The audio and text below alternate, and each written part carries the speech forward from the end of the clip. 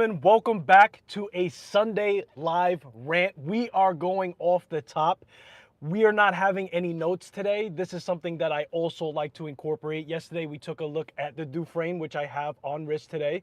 I actually put this on the strap, and I'm actually double wristing the Notice X Watch Crunch watch that I did a review for. And a lot of people liked it. They said it was insightful.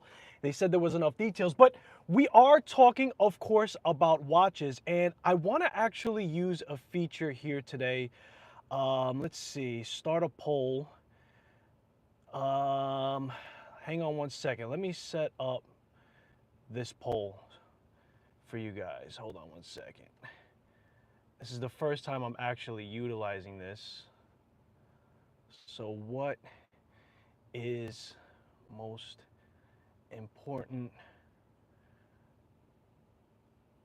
for you when purchase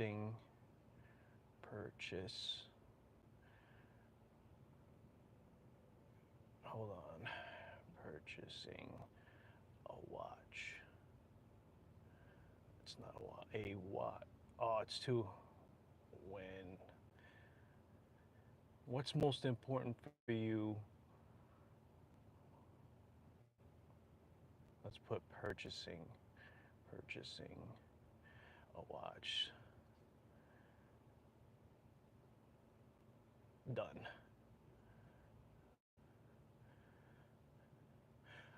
All right, so I'm gonna put this up here. That's gonna be the question that I have for you guys. What's most important about purchasing a watch? Now this thing is like in the middle of my face on my side. Hopefully it's not in, it's my first time using this questionnaire here. Hold on one second. I can't move this thing. Hold on.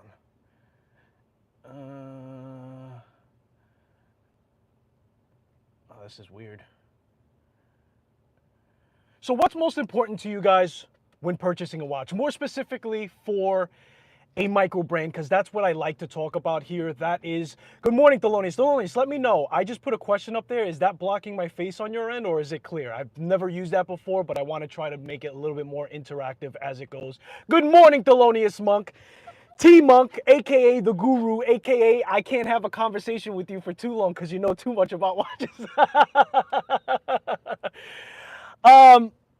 Micro brands, that's something that I strive to get more knowledgeable on. It is something that is most important for me.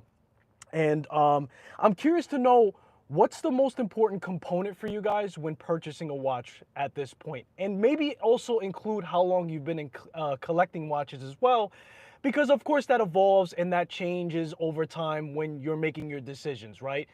And I see a lot of conversation surrounding around what's the value in a watch, whether it's good enough or not. Is it something that, you know, we can wrap our minds around just for the movement itself? Thank you, Thelonious. Wrapping around just the movement itself, right? It's something that can stir the pot, and we often see micro brands or brands in general try to evolve, try to adapt, try to include more things that are more expensive sometime. Face and screen is clear. Thank you. And we have to also be able to digest what the brands are trying to incorporate when they're adding things to their watches in general as they evolve. And that's going to be on par to the watches that I have here. This video is brought to you by Dufresne, Notice X Watch Crunch, Venetianico, and also Jack Mason. Now, I say that because they provided a watch to the channel, whether it is on loaner or it was a gift to the channel. I never make it a requirement for it to be a gift. I think that that kind of shortchanges you guys for my access to watches, and I never want to put that kind of pressure on a brand as is, to feel that they have to take a loss to get a review for their watch, if you will. You know, I run my channel as a hobby, and I never want to hurt a brand. I'm genuinely enthusiastic to find out information about watches to give to you guys and have that kind of conversation, and I never want to put that constraint, if you will.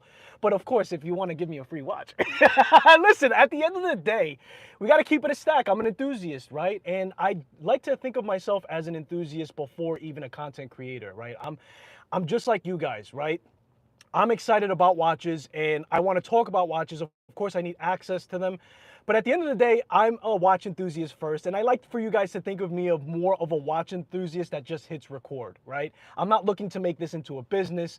This is something that I just do to connect because I don't have personal friends that are watch enthusiasts. And there's a difference between a watch enthusiast and a person who has a watch collection, right? A lot of my friends have watch collections and they know somewhat about watches, but if I ask them about a Le Jour Perret movement, they're gonna think I'm having a stroke. So I have to come on here and create my own community, if you will, to have that deep conversation with you guys and connect. That is the mission statement to this channel. I don't know how we got here, but one of the topics to this live is talking about reviewers as well. And we're going to touch bases with that, but I want to stick on theme to that first question as to what's the most important thing for you guys when purchasing a watch. And I know the movement tends to be point in case for a lot of people. Like it almost like starts and ends with a movement. It's the first thing they want to know about a watch after they're maybe aesthetically attracted to a watch, right? Because you don't know what's inside of a watch if you're just seeing it at a show, most likely if we're talking micro brands. And that's probably the first question that they're going to get. But there's, in my opinion, there's a lot more to the value of a watch when I'm making the purchase. You guys have seen me talk about how my connection to the brand is very important to me. How are they trying to connect to the community? How are they trying to connect to watch enthusiasts? And that actually has a number value to me when I'm making my decision at this point, right? So that is, and it should be at the frontmost part of any watch brand or any company trying to sell you something, right? Connecting to the buyer or connecting to them as far as producing something. And I think that that's very important. Vincent H, what's going on, brother man? Blue Cat, hello. Catlin, what's going on? If I like the watch, I buy it. So you keep it simple. So for you, it's probably more than an aesthetic thing, right, Catlin? It's more like, hey man, if I like that design, I'm going for it. I'll maybe learn a couple of things about the watch just to see what else is included, but I don't complicate my decision in adding too many other aspects to it. And I respect that and I like that. And it's probably more freeing to make a decision like that. However, there are other principles that are applied for myself personally, in my opinion, at this point, and I do have a sizable collection, which is why I feel like I have to put more thought into what's going in, because oftentimes I could also forget what's already in my collection. I could think I don't have an orange colorway to a dial, and I could get attracted to one and think that I need it and forget that I have an orange colored dial way, which is why for 2025, I'm appreciating what I have in my collection. Something like this Dufresne, right? I actually have a San Martin that has an orange colorway, and that's nice to have those kind of summer colors or spring colors. It puts you in the mood in the seasons. Once you get to a certain size in your collection, you kind of want to go with that kind of theme. And my San Martin is actually not nearly as vibrant. It's the SN118G that you guys know, that skin diver type of look. And I'll tell you what, guys, I wanted to give you a report after almost 24 hours with having this on wrist, a little bit less, but the orange for this Dufresne that we took a look at yesterday's live, in person, the colors are a lot more vibrant. It gives you a definite connection, even more so to the colorway. You really have to see this watch in person to completely appreciate it. I will do my best with my shots when I do the deep dive review and to give you that. But the camera doesn't capture what the eye can capture. There's no camera that exists in how your eyes function, right? So we, of course, always say that it's important to go and see the watch in person. That's one of the reasons, but also putting it on wrist. It's not enough to understand the dimensions of your wrist to know if a watch is truly gonna fit, because there's different lengths in lugs. There's different curves to the lugs. That's what makes a lug to lug a very fickle kind of subject, because you may say, yes, a 47, let's say, which is this one, lug to lug, right? This is 39, 47, 12 thin, right?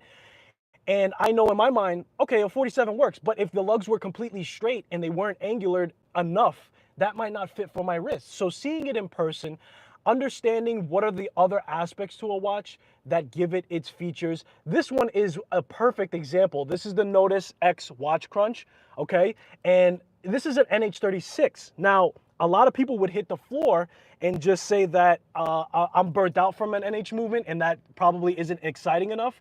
But there's so much more to this watch at the clasp. And guys, not for nothing, the clasp alone is a lot of money invested for the company to do correctly. And having that extension on the fly is very important. They use a push system for either extending or retracting that kind of function. Quick release, of course, is always something that we feel, I think, is important. We also have some drilled lugs here, which, by the way, that doesn't cost more money to do. On the Dufresne, we don't have drilled lugs on here. We only have the two bird hold on the inside for either a stainless steel bracelet or this strap itself. And that is, at the end of the day, after talking to some owners, it doesn't cost a hell of a lot more. And oftentimes it doesn't cost much at all to put the drilled lugs. It's more of an aesthetic choice. It's more of a design factor for that company to decide if I want to break up the finishing that I did on the side of the case in order to gain that feature. But there is a lot of upside to having that. It may feel a little redundant when you have quick release. However, if you want to put your own strap on there, it may not have a quick release at that kind of strap there. So it could be important. And again, to my point, there's so much more to this Notice X Watch Crunch. Of course, there's the romantic idea of them doing a collaboration. If you're a part of the Watch Crunch community, you're more than likely going to be more drawn to make that decision. But we also have that water resistance here with the crown wide open of 30 meters, 100 meters when it's screwed down. We got a screw down crown, screw down case back. They redesigned the case itself to be thinner than what you would normally get on an NH movement. As you can see, this is not a chunky boy. So those are some of the things and some of the features within a watch that can raise the price and can give it more value. And then if you also include how the brand is trying to connect, and then again, going back to this, they're directly connecting their watches to the watch community. Therefore, in my heart of hearts, it has more value in doing so. But that's an NH movement. That's around $500, and that becomes a topic. This Dufresne, right, is around $800, and that's an SW200 with a regulated movement to plus or minus 4 seconds. He often gets it to around 2 seconds. I did a lot of this yesterday, but it ties into the conversation of what I think could go into the value of the watch, and I'll give you guys a perfect example. We have this Dufresne new release, Mark II of the Travis, but then we also have this Venetianico, right? These are watches that I've shown you guys. Now, this also has an SW-200. They don't regulate the movement, okay? But this watch costs significantly more than a Dufresne, right? We're talking $1,300 versus $800. So where do we see that gap, and how are they filling it in order to justify the value that we're spending on the watch? Now, as you guys know, some of the things that you're getting in here are the materials. It has a tungsten bezel. Now, that's a high shine, a high polish for a tungsten bezel, which is genius in my opinion, right? Because the first thing on the head of your watch that's going to get scratched, aside from the crystal, which is sapphire, of course, at this level, we don't expect, you know, a mineral crystal unless there is a decision to do that, because as we know, there are some advantages for mineral crystal. But we have a sapphire crystal, we have a tungsten bezel insert, and it's super polished, and it gives it that very dressy look, which also is functional because now I'm not going to have to worry as much about scratching it, tungsten being 4 times stronger than metal at first, right? So that is something to also consider. And then, of course, we have a gold-plated dial, which they actually do electro process for that. They take a metal dial. It's not solid gold, but it is true gold on there, 24 karat, and that matters because that also adds to the cost, right? That it costs money to do that. It costs money to have that manufacturing done. They redefine the bracelet on here. We get a push deployment instead of the butterfly clasp. So there's a lot of things to consider. I actually am a big fan of Venetianico by going to the shows, interacting with them, and seeing how they're interacting with the community. They've been nothing but a pleasure to work with as far as the creator side goes, but they're open and honest, and they're really interested in having conversations, and they're busy bees. They have just, the Arsenale, if you guys don't know, they just released a meteorite dial, right? And I bring that up because it's important. Why is that important? Well, prior to the Arsenale having its dials, they removed the second hand on the original releases for it. And they came out with a couple more iterations at this point, one of which being the Musu Black. We all know that Venetianico is very heavily invested in using different materials on their dials. They're really becoming the artistic micro brand of dials, if you will, and pretty much all around for that matter. Now, On the new release for the meteorite dial, they put the second hand back. Why did they do that? Because one of the most constructive criticisms to the Arsenale was not having the second hand. Some people can live with it, some people can't. And what they did was they said, okay, cool. They're planning to add more materials like they normally do, but they put the second hand back. And I think that that is directly correlated to listening to the feedback that they received. You guys know that they're doing a bunch of collaboration with watch reviewers, getting in touch with the watch community. A lot of people said they prefer to have the second hand on there, and they put it back for that new release for the meteorite dial. So that is something that I like to see, the response level. And I often talked about the clasp on here. Not, I got to put the improvements where the improvements are fair. Don't get me wrong. I love this watch. I'm not going to say it's a grail watch because I already own it, but it was something that really piqued my interest when I went to the show. And the only thing that I have to say is they decided to go with this polish in the middle of the clasp where this is going to be high contact points. So I wish that they just switched it over. Right? We talked about it yesterday for the brushing of the class. They did brushing on the side. I wish they did brushing in the middle and polish on the side to match the rest of the theme of the polishing throughout the watch, which I understand, but those are the small things that these micro brands can adapt to and should adapt to, and why I find value in the quick response and the heavy focus on the feedback to their watches. Fair? So there's that value of precious metals, if you will. Of course, there's design language, but that's really up to the individual heavily, right? It's hard for me to argue a design language rather than an actual thing like me talking about the clasp. But again, if I'm talking about the material aspect in purchasing a watch, that's very romantic to have gold plated on a dial, true gold, and then also have that tungsten as the bezel being polished where you're not gonna have to worry about it having too many scratches. So going from 800 to, let's say that's, I believe, around a $1,400 range, that can be justified if you value those things more. I don't think that they regulate the SW200 on there, and I think that it is the standard purchase that you can do for that movement that they include on there. It's still a high beat movement. It's still Swiss. You're going to get the tolerances of those gears. That's the difference between a Swiss and, let's say, a Japanese movement, more specifically if we're talking about the NH. I actually had somebody ask me this question recently when I did a post for the review for this watch, and the person felt that the tolerances for the crown was a little weaker than what he's normally used to on a mechanical watch. Now, I set this watch today before doing this live, so to answer that question, I feel that the tolerance of an NH movement, or specifically if we're just talking about this notice, it is more of a loose feeling when you're setting those hands, but I don't think it's enough to say that it is a negative thing. And let me explain. Japanese movements, again, more specifically the Seiko NH, that is exactly what is going to be one of the significant differences in quality of parts. You're going to also experience a different tolerance in the interaction of not only changing the hands, but winding the watch, right? When I wind an SW200, it has more of that resilience. It feels more like it sounds like sand almost. It's nice. It has like an elegant type of feel, and you get less of that when you're winding a watch on a actual mechanical watch for an NH movement. And that's simply because the way the gears fit in between each other when they're rotating, right? We all know that the gears have teeth, and the teeth is actually where you get the tolerances as a difference, where the NH movement may have a little gap, right? So it may feel a little looser when you're turning it, to where a Salida or a Swiss movement, it's tighter, right? So when you're moving the hands, they're really working together, and there's less of movement inside of it. Now, does that make the NH movement inferior? It's inferior for the tolerances coming out of the manufacturer, but it's definitely not inferior for the longevity of it. It has a reputation of lasting a very long time.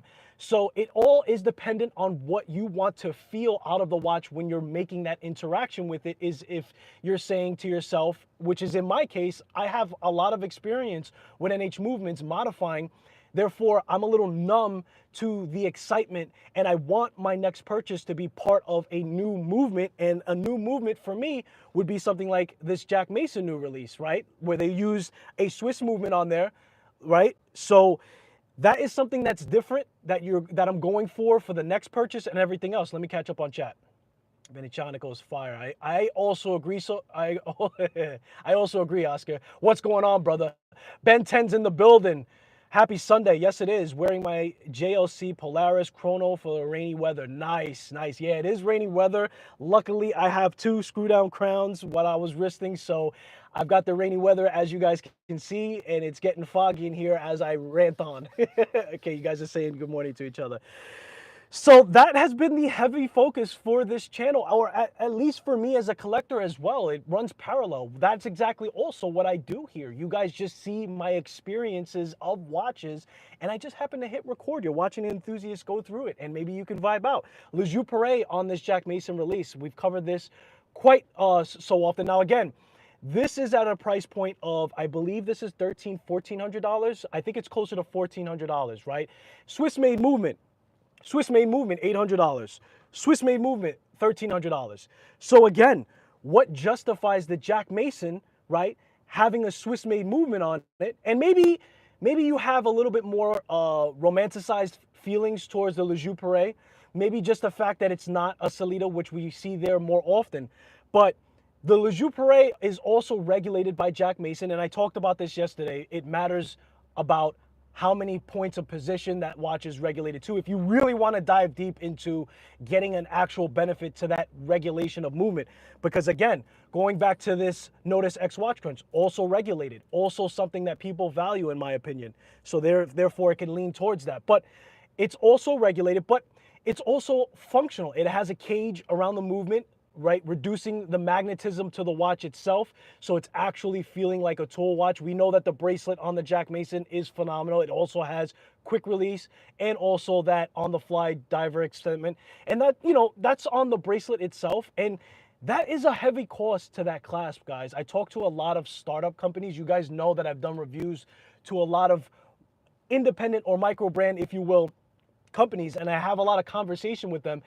The cost of the clasp is up there, right? You could still receive a nice bracelet like the Noctua watch. I don't have it with me, but I talk about it often. He actually put value into his bracelet by matching that bead blast and giving it that real rugged type of look, looking almost titanium, but he doesn't have an on the fly on there yet. And that's simply because an on the fly costs a lot of money. So you're probably going to see that with a more established brand, if you will, unless they're planning to go higher in cost. Now, that's where the juggle starts to begin, right? So again, going back to this Notice, right? Established company, still used an NH36 movement for the half day and date on here, but we also have that proprietary Nodex clasp on here, which is what's driving the price. And the bracelet itself overall is very, very nice quality, and all the other aspects within it to justify that number of $500 for an NH movement. And I have no qualms with purchasing an NH movement at $500. I do expect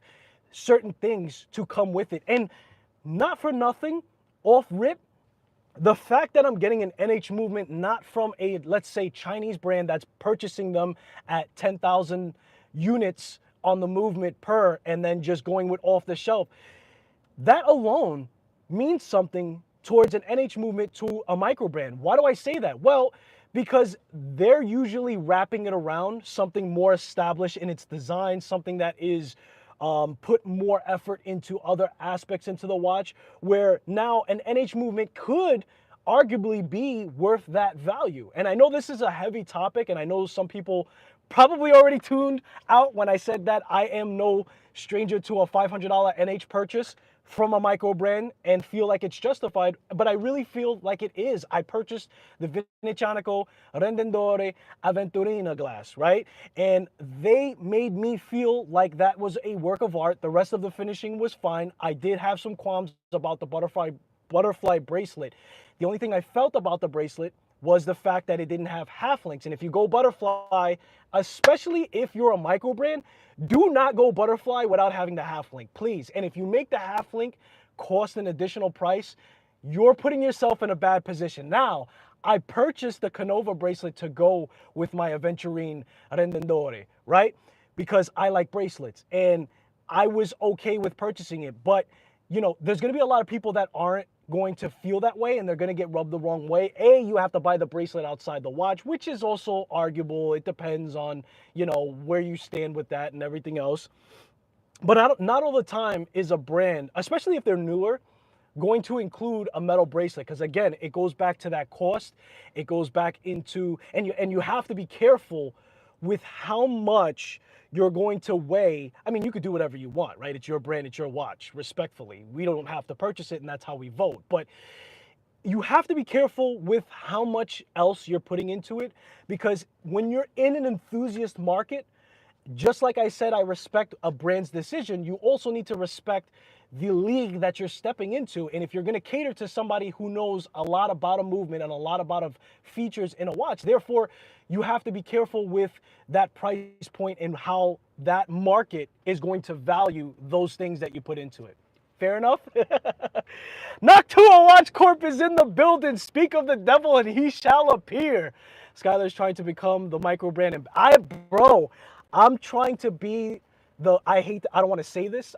You guys have to decide but I'm trying to be the micro brand guru, no cap. Like I'm so excited. I'm so fired up about it. I feel like if not any other category, like everybody knows who's a Seiko, right? And I even did a video and I reflected on it and it's going to come out and I've already changed my ideals on it. I want to share it with you guys. I often mention about the retraction of features in a watch from big brands and how aggravating that can be. Point in case, Casio Duro. I also did a video that I'm working on. It's not going to be a review video. It's going to be more like 3 years on the wrist and looking back at it. The SKX 007 versus the Seiko 5 now, right? There's an aggravation from the enthusiast aspect and the enthusiast point of view when we have that recession in specifications for new iterations. And then, of course, because of inflation, we see the price rise. So it smacks you twice in the face. I've kind of changed my mind in the sense of this, right? I got to look at that kind of brand. And I don't think we'll ever see that kind of thing happen with a micro brand space. In fact, we've seen Islander take advantage of such a thing, right? And I say take advantage in a positive way, right?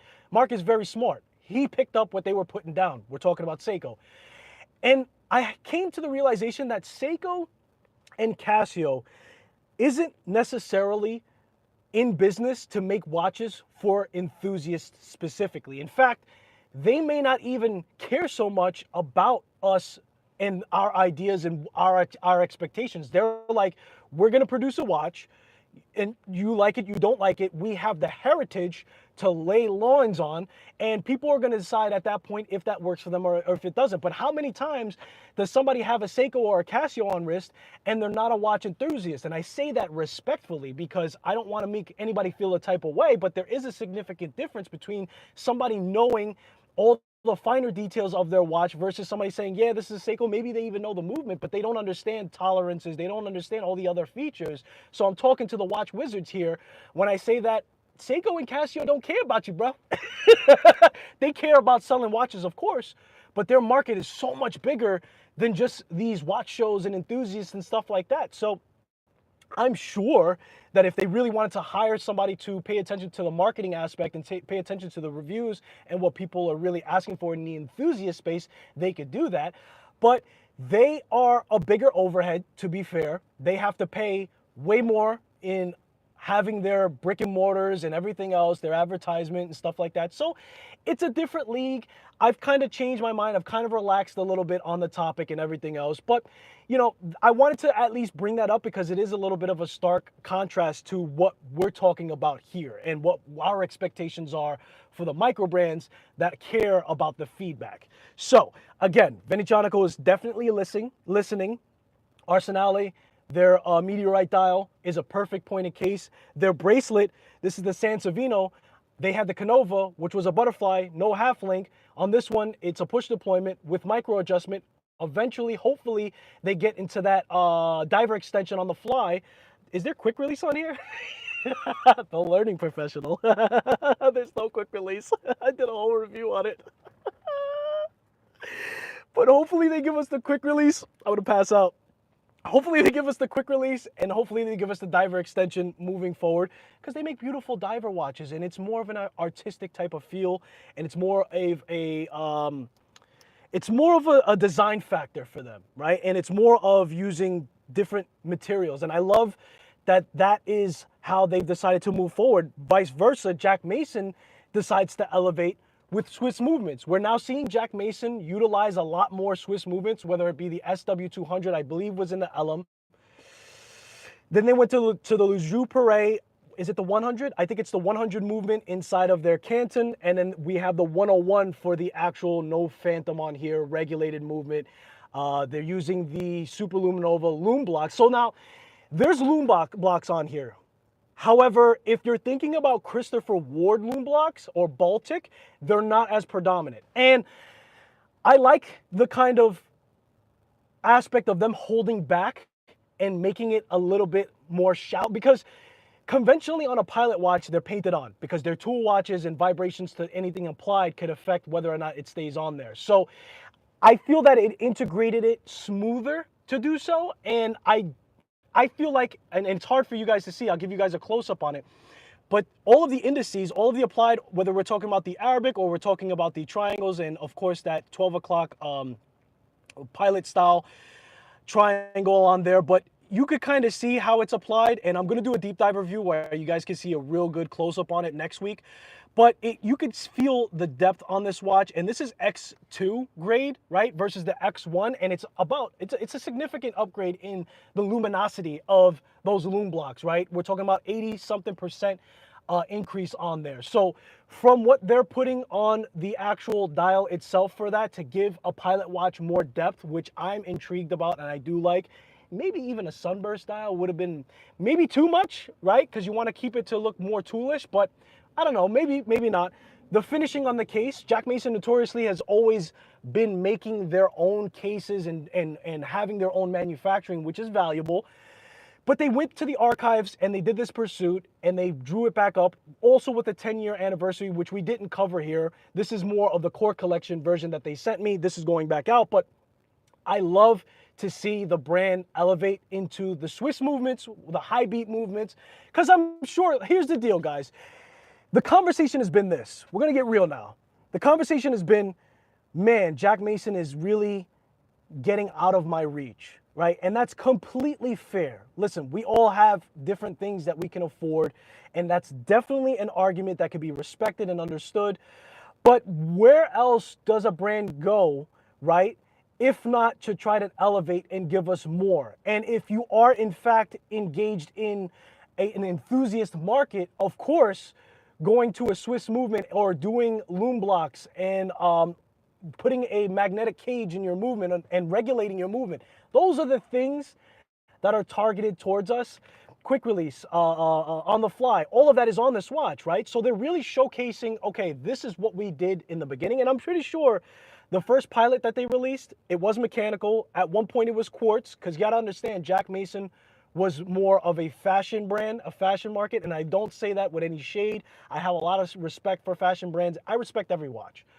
But they decided to pivot into an enthusiast arena, and since then they understood the nostalgia of the mechanical movements.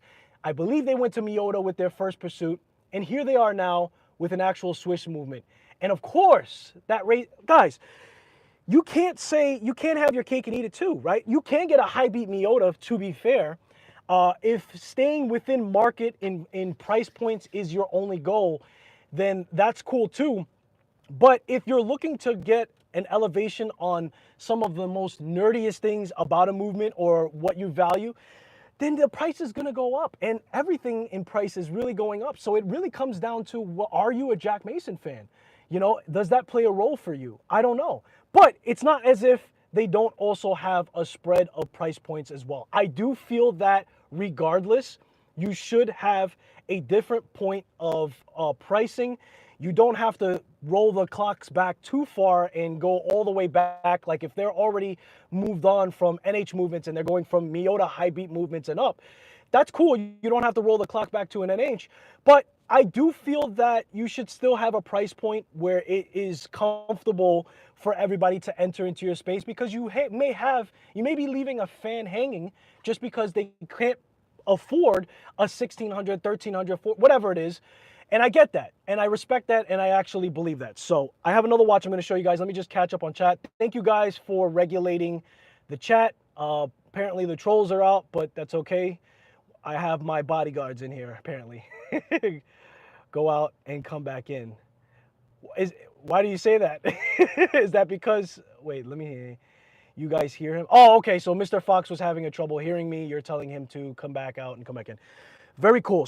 So last up that I wanted to show you guys was to also sink my teeth into that point, right?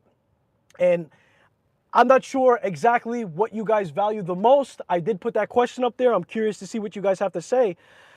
But it is a fickle market. It's a very fluid conversation, because you have a lot of different brands navigating different movements, and we're going to start there because I think that that's where it starts for some people, maybe most. But we did have somebody say that, hey, if I like a watch, I buy it. That's cool. But you can get a Miyota movement for anywhere from, I would say, let's take the 9075, the True Traveler GMT. You can have a watch that includes that in a micro brand that's from a $400 price range. You could maybe, I don't know if you could get it less than that, but $400 to maybe closer to $700 price range. So that's where the conversation starts to kick up, where it's like, I don't feel like that watch is worth that value. And the argument's going to be because X, Y, and Z has that watch for hundreds of dollars less, right? So there must be something else that we would have to factor in to justify it. I'll give you guys a perfect example, right? We have this Islander ISL 245 Miyota 9075 True GMT from Island. Somebody corrected me on this. If I say Island watch, right? You guys know who I'm talking about, right? So this is an Islander, but the company prices this at a point of that, and he actually put the green dial wave version of it at, I think it was $300, right? Which was crazy. Maybe he was trying to unload, who knows? But you see that price difference, and it causes some kind of confusion, and it causes a conversation for us to have. Let me put a pin on that. Ben 10 saying something, Skylar, you gotta check in with the chat a bit more because you're chatting like a marathon. Yo, I appreciate it, brother. I got you. I'll keep my eyes peeled. Did I miss something on chat? Let's see. I think I got it, but I get what you're saying. I got to engage you guys and catch up and slow it down a little bit. Appreciate you. So the ISL 245 Miyota 9075, right? He's got that at $400. So then it becomes a point where it's like, well, I can get an Islander, and if somebody's presenting their version of it, there has to be outsider factors that allude to why it would be a price difference, right? Islander is he has an incredible way of giving things that are affordable. But let's take apart some of the things about the watch that could be in the conversation, right?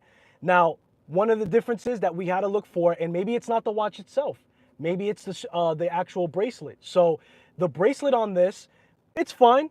It's a push deployment. It has micro adjust. It does everything it needs to do. It has the brush factor on there. We don't have quick release here, right? And we don't have drilled lugs in case to pick up from that. So there's an argument to be made that a clasp on this would then introduce a higher value for the watch overall. And it does come on bracelet, so that matters. So does the next watch have that, right? And what's the value that we could put on that? What's the cost? What's the grade of diver extension? Quick release is quick release, right? If you mess that up, then you shouldn't have released it. But the diver extension has different tolerances in it, right? If we talk about this Nodex clasp, there could be different tolerances in it where maybe it wobbles, maybe it doesn't run as smooth. Not saying that it does. I think that this clasp runs fine and it does exactly what it needs to do. But there's also those finer details that you have to unpack. And the first thing for me as a reviewer, and when I look at a watch, I do look at the bracelets of a watch. That's the first thing that I notice, because when it comes to cost saving and cost expenditure, or what you're going to put that price tag at, that's where you're going to see it first. Now, I'm not saying that this bracelet isn't worth it, because I do feel like it is. In fact, I like the design that he went on here. And again, it's a push deployment and it has micro adjustments. So it's going to do what it needs to do. Bring tools with you if you're going on a hot day. But the diver extension is something to be noted, and also the quick release, and or if it had at least drilled lugs. So that would be one of the things that I would mark down as, well, right then and there, before we unpack anything else, because there could be loads of things within a watch, some of which that I'm not even aware of, because before the Notice X Watch Crunch, I didn't realize some of the innovative things that they put in the bezel for longevity, the two ball bearings, right? Extremely crisp turn on it, no back play, it settles in very well. Give your lips wings. Yeah, and I didn't have a Red Bull. No Red Bull today. No Red Bull today. I'm fired up. I'm fired up. If I gotta slow it down, I love the fact that you were comfortable enough to respectfully tell me to pay attention to chat, Ben. Big props for you. So on this watch, there's other things that I wasn't aware of, I wasn't privy to. Again, I mentioned before, when you unscrew the crown, it still has 30 meters of water resistance wide open. Didn't know that, right? Somebody didn't know that they were regulating the movement inside of it, right? They still purchased the watch, but after watching my watch review, because maybe it justified itself enough for their value to put it in their watch collection already. But after the fact, they watched my review and they saw it was regulated, and they were happy to hear that. So there are all of those key factors that also go into it. Now, the bracelet, in stark contrast, if I'm comparing it to the Islander, and of course, this is an NH movement now versus a Miyota 9075, which is 28,800 beats versus 21.6. There are some other things within it that I could say, I like that. It makes sense. It makes sense for me. I'm going to go for that. That's just my thing on it. Now, comparing brands, it's not something that I'm going to do because that's very personal. I put this Islander, and you guys know how Mark feels about pay to play and everything else. So he's not, I think he will loan you a watch, and he'll pay for shipping and he'll pay for have it back. Pay to play meaning like give you money to say nice things, basically, because I don't think that there's a soul out there that believes that someone could be biased enough. And we could go into that, but we're not. I wanted to pick up an Islander because I've always had good rapport from it. I kind of get a lot of information from community. I see what you guys are risking, which then in turn draws my attention more so to them. And that's why from the beginning of this live, I mentioned that how is the brand connecting to the community is worth value, right? And sometimes that is worth even $100 extra, where you can get maybe the same kind of watch specification wise, but you value the connection that you have to the brand, and or you trust the fact that they're going to interact with you. Skylar, you might as well just promote your mods like this. You're working your tongue. Bro, I'm trying. This is actually me peeling it back to Ben. I'm sorry, man. This is the mode that I got, I guess. So there's things of that nature. Of course, we have the quality of loom. We have, are the hands diamond cut? What are the materials that are utilized? Like I showed you guys, the gold that's utilized, the tungsten that's utilized. All of those things we have to try to put a number to. If not, those things separating themselves enough to pique our interest. Because something like that tungsten on the Venetianico, right, being polished, is not something that I see very often. It's not a common thing. So it kind of separated itself alongside with the gold-plated dial. I think it piques enough interest. And when you talk about the movement being the actual Swiss-made movement, that can also lean into how you value that watch and if the watch is right for you in your collection. So that is what I have for you guys. I'm sorry if I was going a mile a minute. I get excited about these things. I always want to know what your guys' take on what you value. I know for a fact that most people look at a watch for its value inside of its movement first, right? And I get that and I respect that. And I'm still learning a lot about movements and their history, if you will, and versus Swiss versus Miyota, everything else of the like. I know for a fact that Miyota is respected. I know that it is more respected than even a Seiko movement at this point, I think.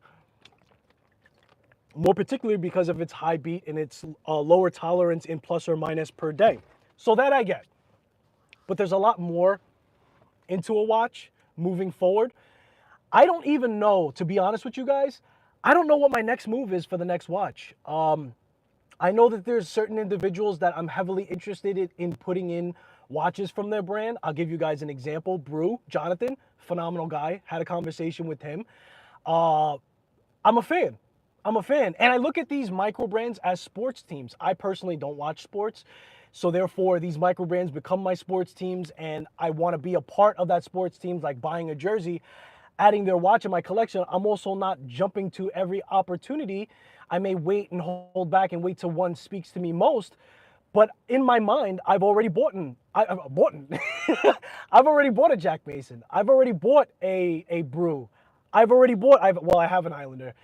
There are certain companies that I connect with. Venetianico, I also put 2 watches of theirs in my collection.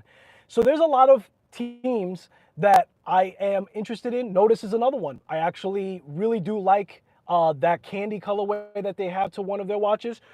Very exciting, and I'm watching them heavily. I'm very much a fan of certain brands, and after having conversations as I go along with owners, it becomes a thing. Now, we're going to talk about reviewers before we sign off here, and we're going to sign off soon. There's a thing about reviewers, and I don't want to be disrespectful and name any names or talk about any particular situations, but here's what's going on the back end. I'll give you guys what my experience has been. Making connection to brands has become more difficult than I thought, right? And that is simply because there's not a lot of reviewers doing the right thing for the collaborations with the brands. There's a lot of crazy stuff happening. I've heard crazy horror stories, even in the likes of blackmail or, it's crazy. So I know that you guys can decide for yourself, and I know that the watch community is very smart with weeding out who's who and what their intentions are. But I can say that a lot of brands want to go to a further extent to get to know who I am as a person. It's not enough to just see the content and see the algorithm or rather see how big the channel is and how nice the videos are. They want to know who are they dealing with, which makes sense. But I was a little, I guess, ignorant to the fact that there are people ruining it for the many. And the stories are kind of horrific. So, that's something that I had a conversation with multiple people. Again, I'm not going to go into specifics about it, but I will say that that's a big factor in. But so long as I stay the course, and my mission statement is this is a hobby and my mission is to create a community. Therefore, I think that as I do more and more collaborations and people get to know me, the circle of owners is very small, and word of mouth goes a long way with that aspect. So I believe that I'm not worried too much in the future doing collaborations, but just so you guys know, that's a thing. So you do have to be very careful of who you're consuming content for, and there are more to the story in doing watch reviews and having things else of the like. But that's all I'm gonna say. I'll catch up on chat and then we'll peel off. Whatever smack you in the face, Godfather statement. Exactly. Whatever hits you, hits you. Citizen equals Miota. Yes. Yeah. Oh, equals that I didn't know. Thank you. Thank you, Noctua Watches. Okay. See, got to do some more homework. This is why I love doing these things. But anyway, guys, that's all I have for you on this Sunday rant. I appreciate you guys for spending some time with me on this adventure. Let me know in the playback what your guys' value is in your purchases moving forward. What are some of the things that you look at the most? I appreciate you guys for spending your most valuable asset, which is time, and I hopefully will see you in the next one. And I'm going to slow it down for you, Ben.